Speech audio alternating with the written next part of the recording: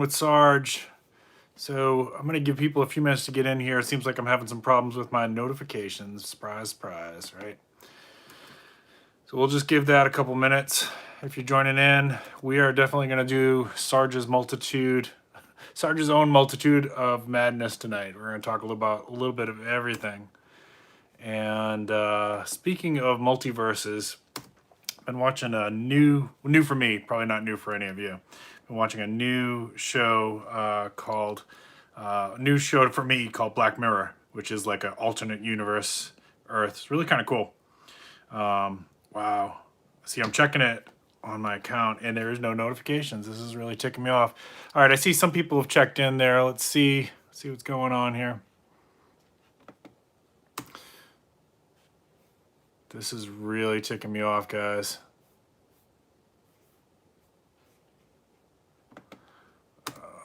The YouTube overlords seem to be ticked off of me. All right, so anyways, who's there? If you're in the chat with me, let me know. Anyways, this is Prepping with Sarge. Talk about all things preparedness tonight. We're going to talk about a little bit of everything. We're going to do some financial preparedness. I'm going to talk about mental health a little bit. I got some survival stories for you tonight. Gonna possibly do a little shout out and talk a little bit about, there we go. Now notifications are getting out there. Okay. Cool. All right. Hang in with me just a second here while we get this all set up.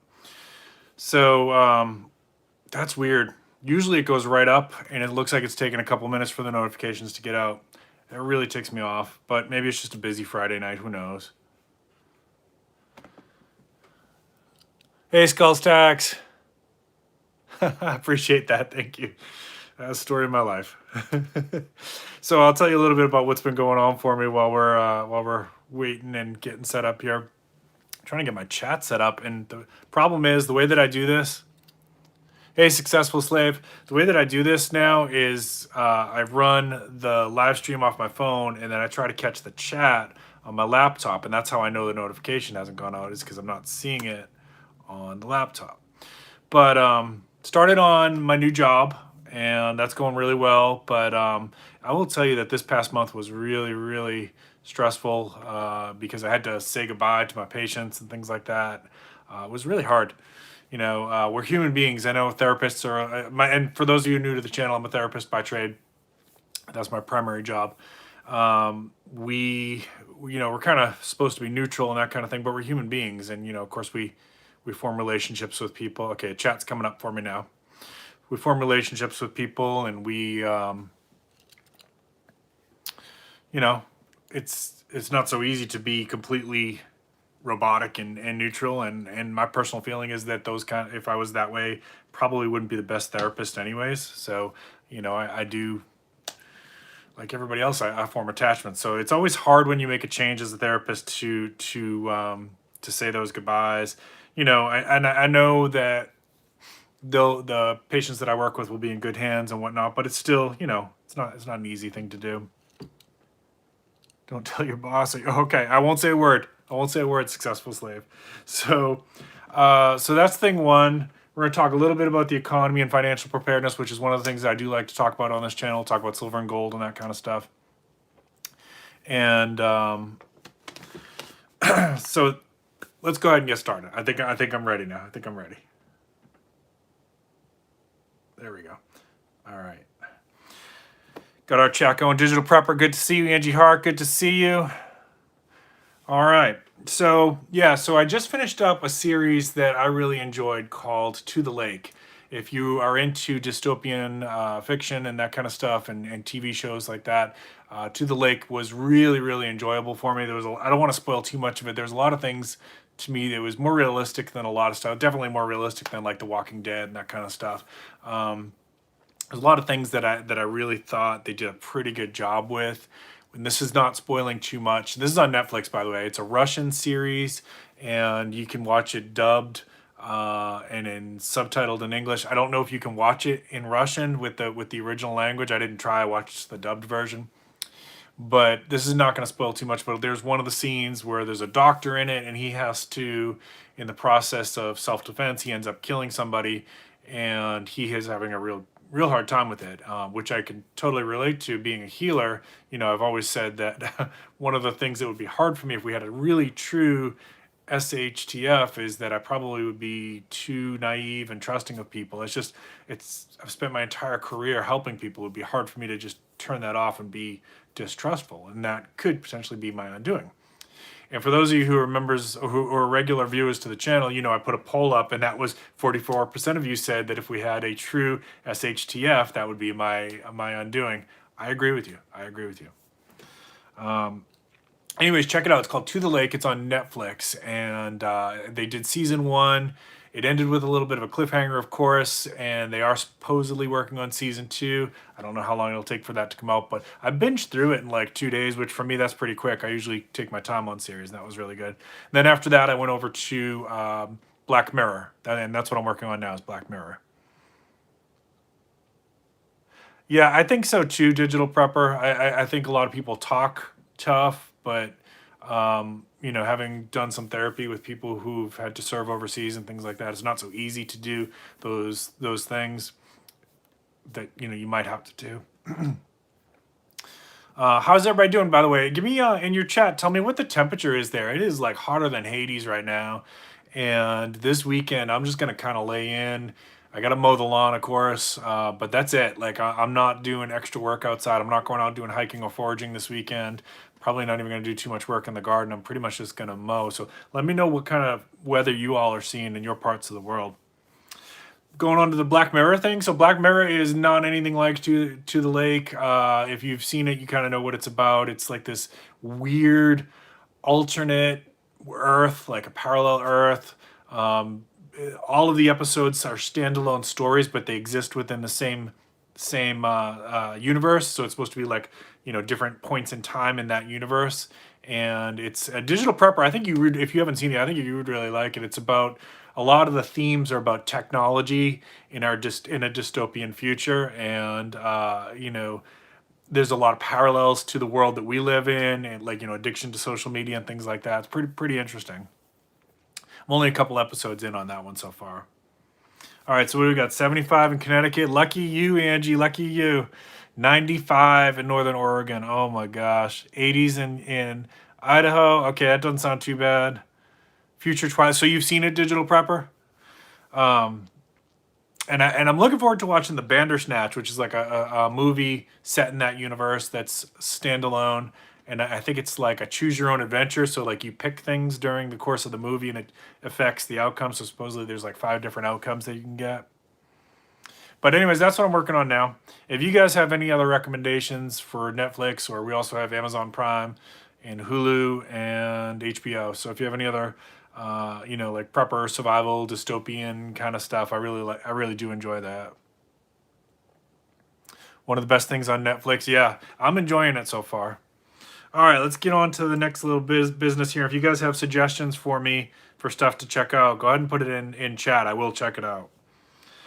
Update on the channel. So I'm about 250 hours short of what I need to apply for monetization. Thank you so much for everybody who's helping me get there. If you are watching this video or watching my channel for the first time, if you could watch my video to the end, it really, really does help me out. And if you really enjoy my content, I have tons of playlists in there on gardening, foraging, wilderness survival, you know, financial preparedness, and what else? I've actually got some stuff in there on keto and Atkins from when I first started the channel. That's way in there. I got product reviews on stuff that I think preppers would like, all kinds of cool stuff. So if you check that out, it helps me out too. Really appreciate you guys. And yeah, that's it for life. That's for life updates for Sarge and channel updates.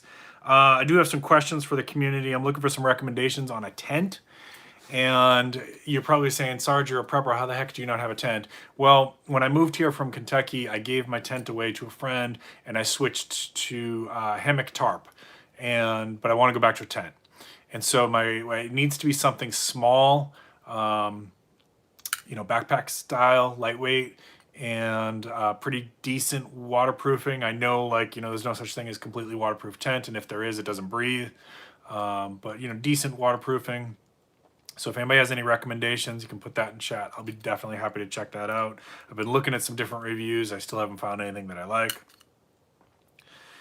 And all right, with that, I think I'm going to go on to Alone is awesome. Yeah, Alone is a really good series. Actually, that's probably like when you look at all the different survival series, that's probably one of the best ones in terms of realism. Second favorite to that would be the first few seasons of Dual Survivor. I really enjoyed. Um, I was gonna talk about Doomsday Preppers another night. It's not very accurate. It's very staged and scripted and heavily edited. So I'm not a fan of that series, as most people in the preparedness community are not. I actually know somebody who was on the show, and I invited him to come on my channel and talk about it, and he refuses to. Now I don't know if that's because he's under an NDA or he just wants to put it behind him, but it's just really heavily edited. It's not realistic at all. And what else? Dual Survivor. Survivor Man was okay. I know a lot of that was scripted too. And Dual Survivor was too. Like, I know that, Dave Canterbury is a great guy. Cody is a really interesting guy. He's very well experienced. I've read both of Cody's books. And I follow Dave on his social media. But I think they set things up, right? Like, so they put gear where they could find it and resources where they could find it. Because otherwise, the show doesn't always work, right? Like, so when I go out to do a foraging video, if I can't find anything to show you guys, it's not going to work. So sometimes I have to scout ahead, find some stuff, and say, okay, I'm going to take this trail when I do the video, so I know there's 3 things here on this, and I can do a video and I can talk about these 3 things. Kind of like that. Good luck, Eamon Bundy for governor. Okay, all right. Any other recommendations there, guys, for tents or series? I will definitely take them. So let's talk about the economy here for a minute. I'm not going to do a full. Actually, let's come back to that. Let's do a survival story. So you guys have been liking these. So the first one I had was about flash floods. So this was the account of. You can look this up later on if you want. Diane McEachern. Diane McEachern. So the spelling on the name is MacEachern. Okay, and this was the flooding, one of the flooding events in Ellicott City, Maryland. This one happened on May 27th, I think, of 2018, I think. Okay. So she was spending some time there with her son, her adult son, who was 30 years old. And only 2 years prior, they had what they called a 1,000-year flood.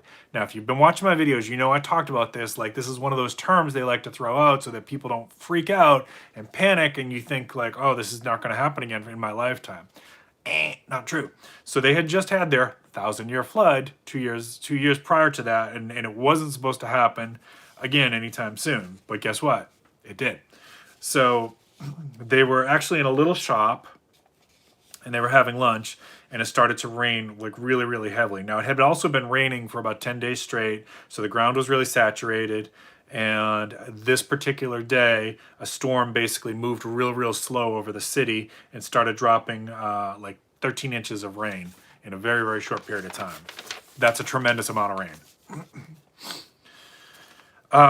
So the water was coming down Main Street of Ellicott City. Am I pronouncing that right? Yeah, Ellicott City, and they could see it rising, and it was getting close to where cars were parked.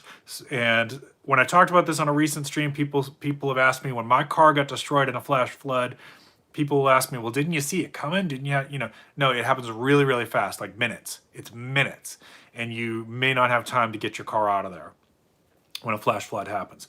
So this is what happened. A couple minutes later, the water was 20 feet high on Main Street of this city. Okay, and if you can't picture that, there's been a lot of footage recently in Germany of the flash floods in Germany. You can just look that up after this video. Go on YouTube and look up flash floods in Germany. You'll see how fast that water comes in and how high and destructive it can get. So it was basically tearing down trees, moving vehicles, ripping apart stores. SUVs were floating by. So I think it's only like a couple feet of water is needed and your car will start to float. All kinds of things started floating by them. And so they retreated in the little restaurant that they were in. They retreated to the 2nd floor. And this is a really important thing for survival of flash floods. Get to high ground. Okay, got to get to high ground. don't want to try to swim through this unless you absolutely are forced to or don't have any other choice, because the water is raging so fast. It's like trying to swim in white, in raging white waters. Even like an experienced swimmer is going to have a hard time. So they got to the second level and they could see that, they could hear the windows being shouted on the first floor, and they knew the water was coming up. So there was one more level up and they had to make a choice. They either stay on that level and be able to escape the third floor.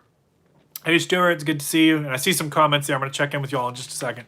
On the third floor, there was no windows, so they had to make a decision. Some of the patrons went up to the third floor. They decided to stay on the second floor rather than be trapped. I probably would have done the same thing, but that's an individual decision. If you don't have a way to get up past or out of that third floor, you're going to drown, right? If it comes up that high. Let's come back to that in a second. So always when we do these survival stories, there's some cool lessons that you can pick up on this that you think about, for your own life and what you might do. Okay, so they opened up the window knowing that, like, if it came up that high, the window wasn't going to protect them anyway, so they'd rather be able to get out. And the son said to her, if we have to go out, you're going to try to float on your back downstream with your feet, right, to protect you. So, like, if you're about to be slammed into something, your feet are going to be like your spring, right? So imagine I'm going to try to, like, this is you coming down river in a flash flood, right? You're on your back, these are your legs, and you might see you're coming up on a tree or an SUV or something. That's going to be your spring to try to stop you from, you don't want to hit it with your head. And you're going to try to get, as best you can, maneuver off of that and out of that water back up to high ground as best you can. Swimming lessons are a good idea, guys, right? For your kids, if you got kids, I don't care if you don't live near a lake or a river or the ocean, or you don't ever plan on having a pool. Basic swimming lessons are a really good idea for any family that's into survival or preparedness, because you just don't know, right? Like, and your kid may get invited to somebody's pool. You want them to be able to enjoy that. At some point, they may live next to a lake. You just never know. So swimming lessons as a child is a really good idea for all families. All right. So what if you had been trapped on that third floor? Well, when I moved here to Charleston, we are a very flood-prone city. One of the things that had been told to me was that some people here have an axe in their attic, and that is in case you get trapped in floodwaters up in your attic, busting through the ceiling, going up to the top of the roof as your last resort. So I did. I put an axe up there. I've got several life preservers up there. I've got some snap chem lights. And those stay up there. Periodically I rotate the chem lights because, believe it or not, those can lose their potency. I probably think this year I'm going to add a sharpening stone up there for the axe too, because it can get dulled down as you're chopping. Shouldn't happen in that short a period of time, but I'd rather have a sharpening stone up there than not.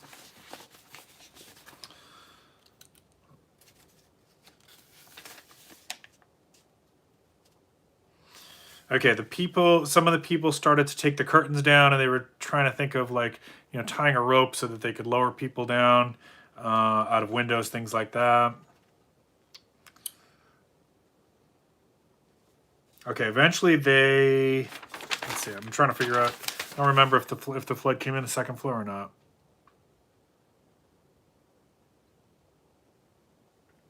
They did not have to evacuate out of the second floor. So eventually the floodwaters did go down, and they said everything on that first layer of Main Street destroyed. And that's what, if you ever have to live through one of these things, that's what's everything's gone. It's not just gone, it's like destroyed. Water is extremely destructive. When my car was lost in that flash flood, it was basically up to waist deep, right? Which means the water got into the engine. Now, if you're below that, right, like if you're there's a chance that maybe it hasn't gotten into the engine yet. They say, people have told me, don't ever start your car, because if the water, that actually makes it easier for the water to get into the engine, and you're pretty much guaranteed that you're gonna ruin it. So you're better off not to start the car until it completely dries out. But even then, like, the entire interior, had the engine not been destroyed, because I didn't start the car, just so you know.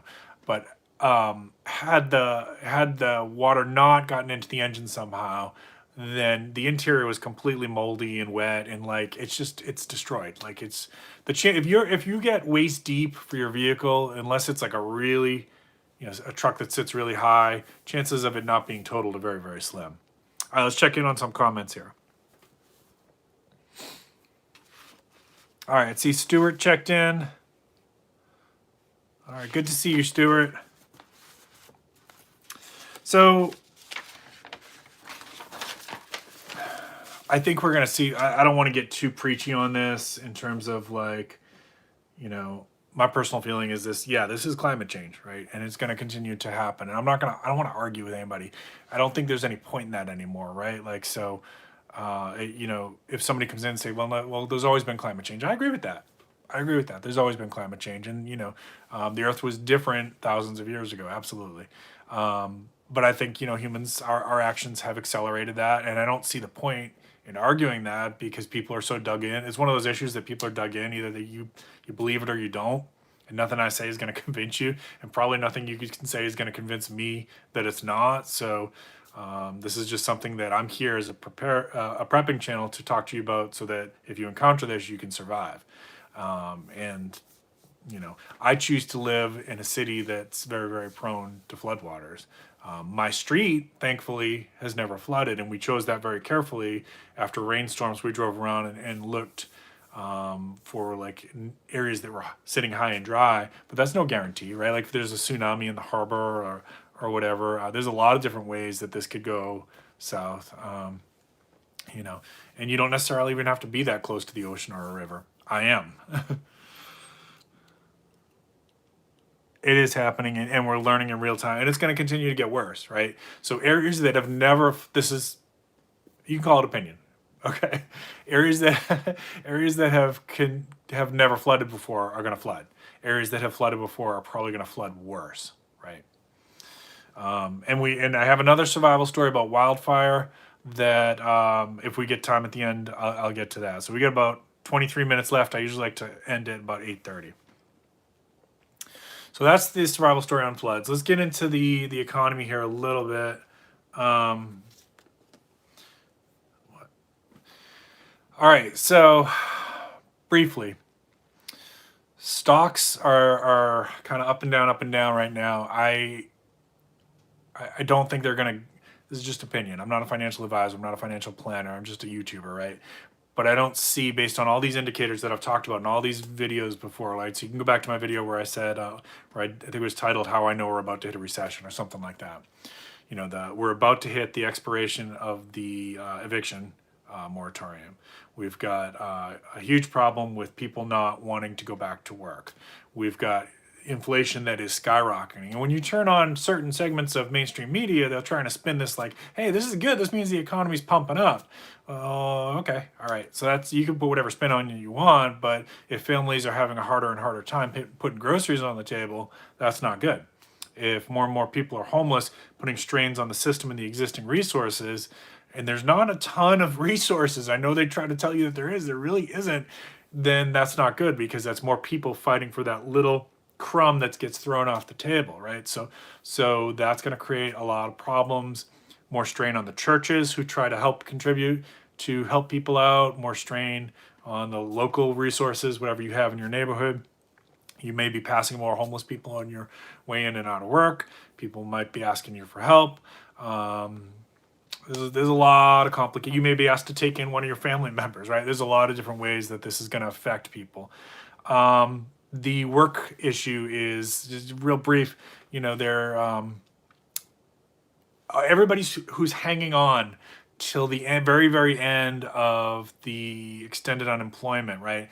They're all going to hit the workforce at the same time, making it hyper competitive, right? So I talked about this in another video too, that I worked for a program that was discontinued. It was closed down, and that was right in the middle of the Great Recession.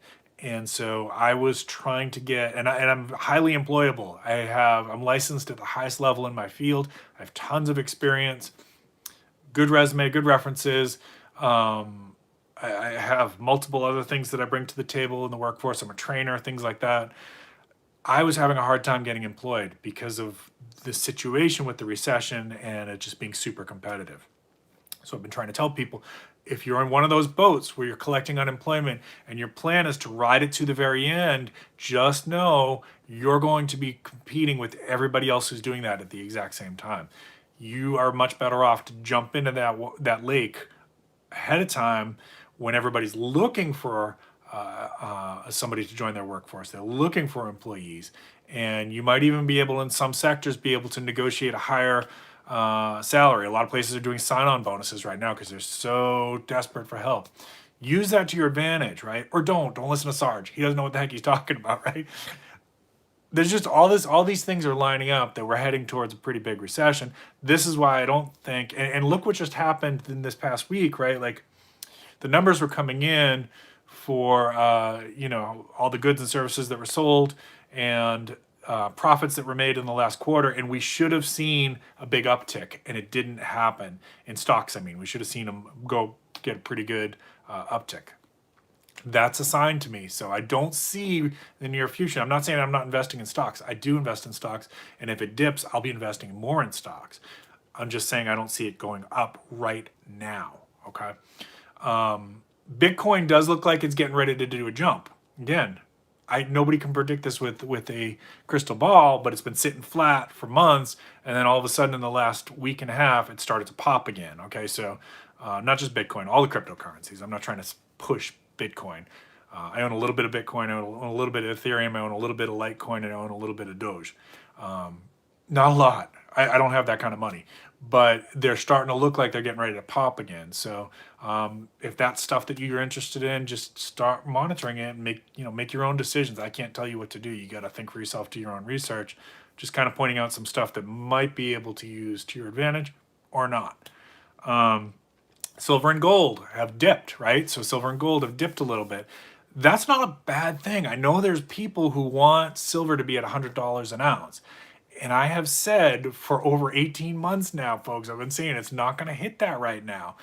We can all do our little silver squeezes and things like that, but silver doesn't perform the same way that stocks does. Okay, and yes, I know it gets manipulated. I know that. But it's not going to pop to $100 an ounce until the maniacs who control that stuff want it to pop, right? It doesn't matter if you or I do. And we're talking about, like, let's say there's, I don't know how many people there are on Wall Street Silver right now.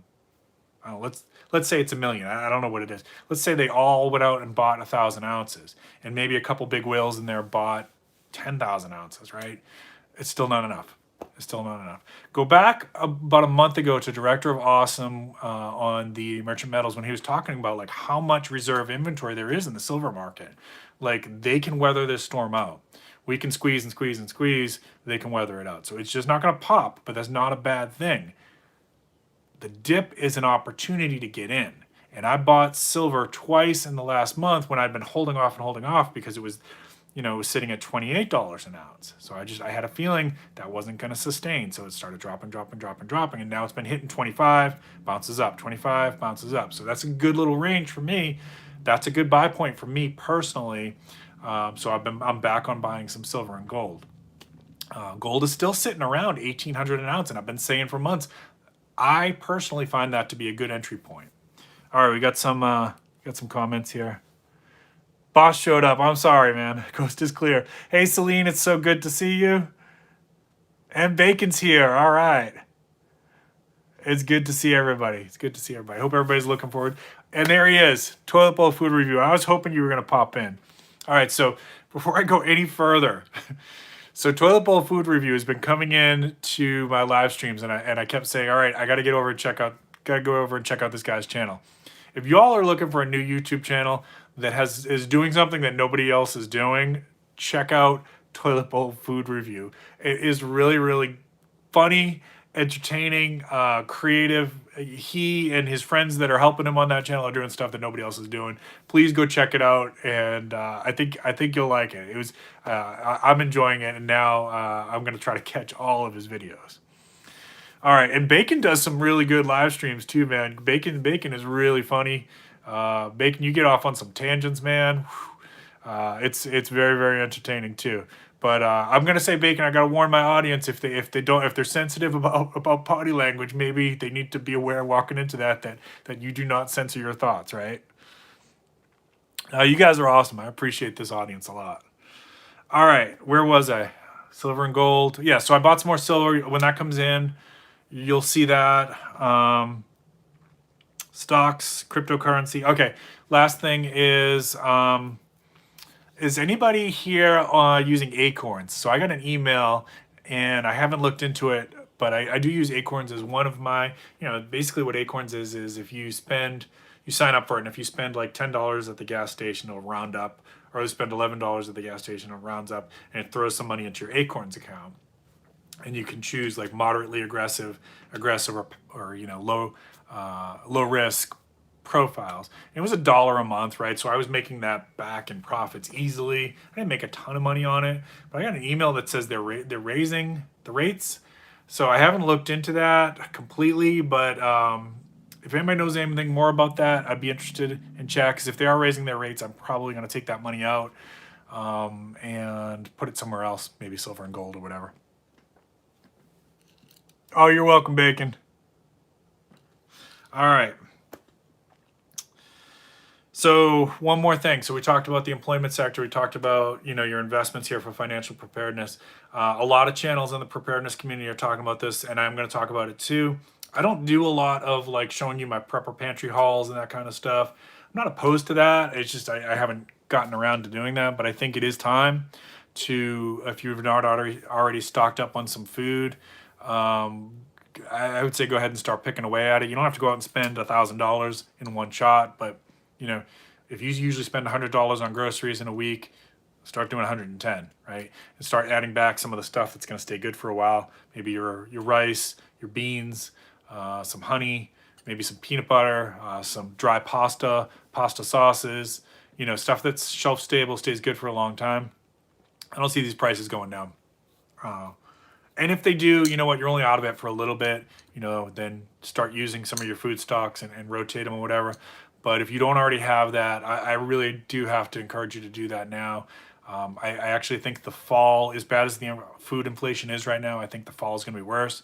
And if you don't grow a garden, you really got to get on this. Not necessarily, I'm not saying you have to get on a garden, although that's a good idea as a prepper.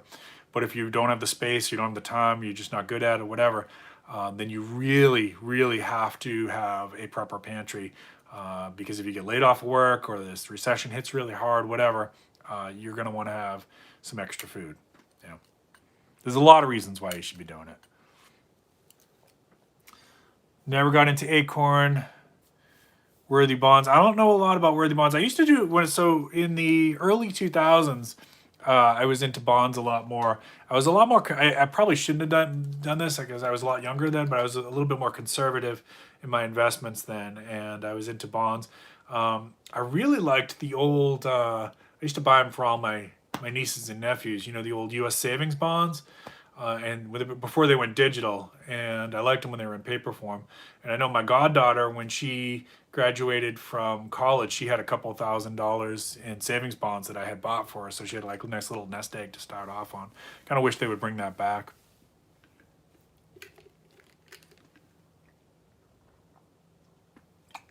All right, we got about 10 minutes left. Steaks. Yeah, if you got freezer space, absolutely. Meat is going to continue to get very expensive.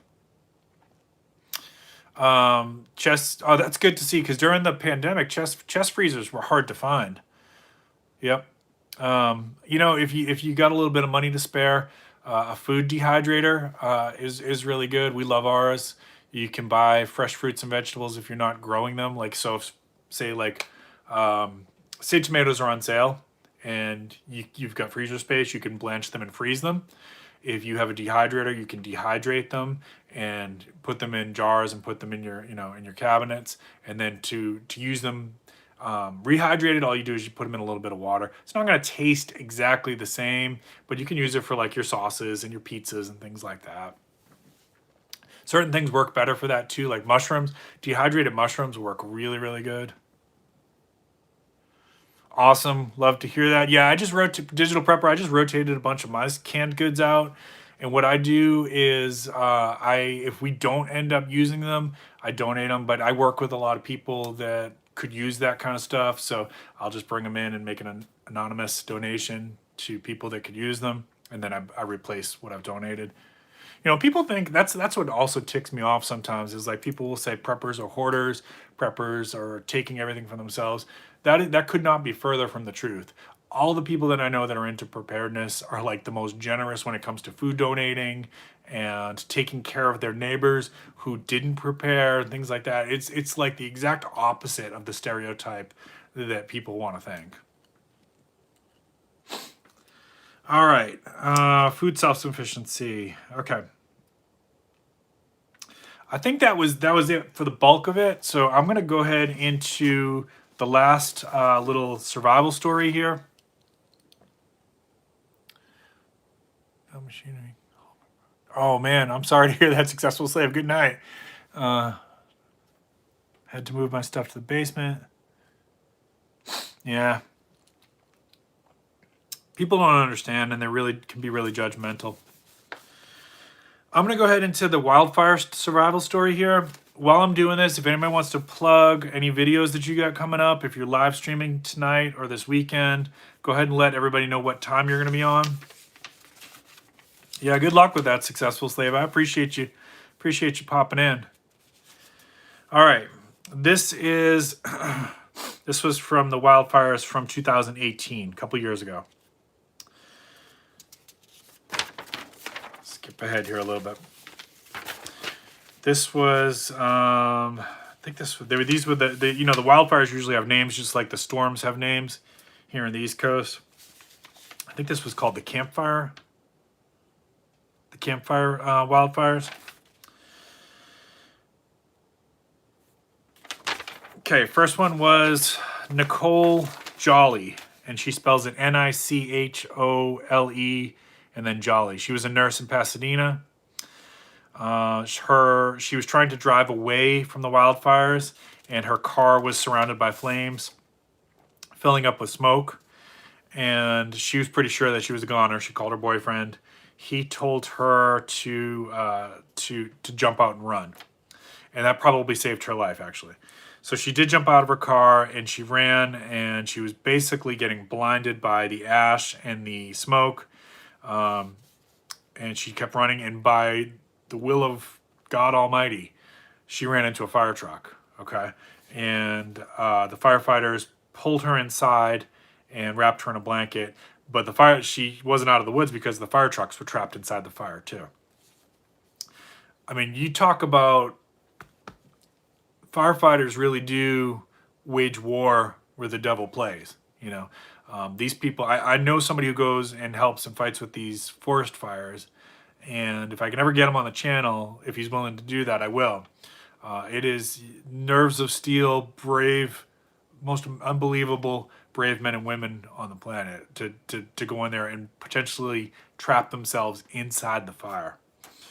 So they called for air support, and while they were waiting, a bulldozer, which was there helping to fight the fires, came and cleared a path through the fire, and all of them were able to escape. Next one was from Amber Toney and her mother, Susan Miller. They were trying to drive out as well. And Susan Miller, the mom, was driving, and she was basically going through, as you can imagine, what sounds like a panic attack. And so if you ever had panic attacks and you try to drive through them, it's not pretty. And so her daughter was trying to basically, coach her and talk her. You got to just keep driving, right?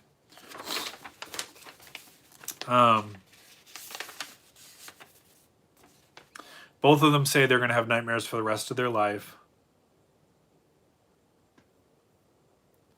They felt as if the car and the tires were going to melt. Okay, this was in a city or town called Paradise.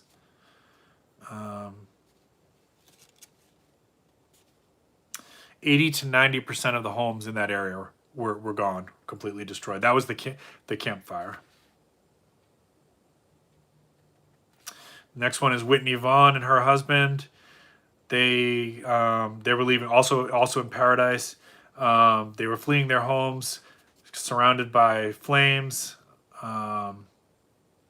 They were trapped in a standstill traffic. Okay, so a lot of people will talk about, evacuate the area, evacuate the area. Well, I can tell you, I've never been in wildfires, but I can tell you in hurricanes that there's gridlock, right? It's not just like your bug out plan may be really well intentioned, but you can't just hop in your car and think that you're going to smooth sail to the next state, because everybody in the state's doing the same thing at the same time. And even though you may think that, well, as long as everybody just keeps moving, it doesn't work like that. So it becomes gridlock a lot of times. And you're not moving. You're just sitting still. Now, if you throw a couple car accidents into that, forget it. Nobody's going anywhere. And so you're sitting there watching these flames come in, right? And the flames were whipping around them, jumping across the road. You can see some videos on this. Sometimes the Weather Channel will show it. The flames will literally jump across a road in a wildfire. It almost looks like the air itself is on fire as it's skipping across the road. Somebody backed up into them in their own panic. People started fleeing their cars, abandoning on foot. They stayed in their car, and fortunately traffic did start to move again, but they had to drive for 3 hours basically through the forest fire. Right.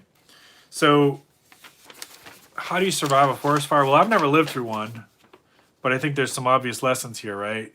You try to get out ahead of it.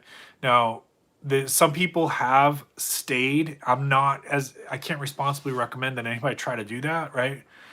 But I'm not going to judge you if you did either. I don't evacuate when there's hurricanes here, so I understand. Sometimes there's bigger decisions. You might have elderly people in your neighborhood. You might have pets. You might have somebody that can't, in your family, that can't do it. They can't escape, right? So maybe you make that decision. But there have been some people who've, taken a hose and wet down their entire property and that kind of stuff. Again, I'm not recommending that. If they tell you to evacuate, a responsible thing to do is to evacuate. I'm just saying I don't judge you if you didn't do that, right? You remember that fire, Bacon?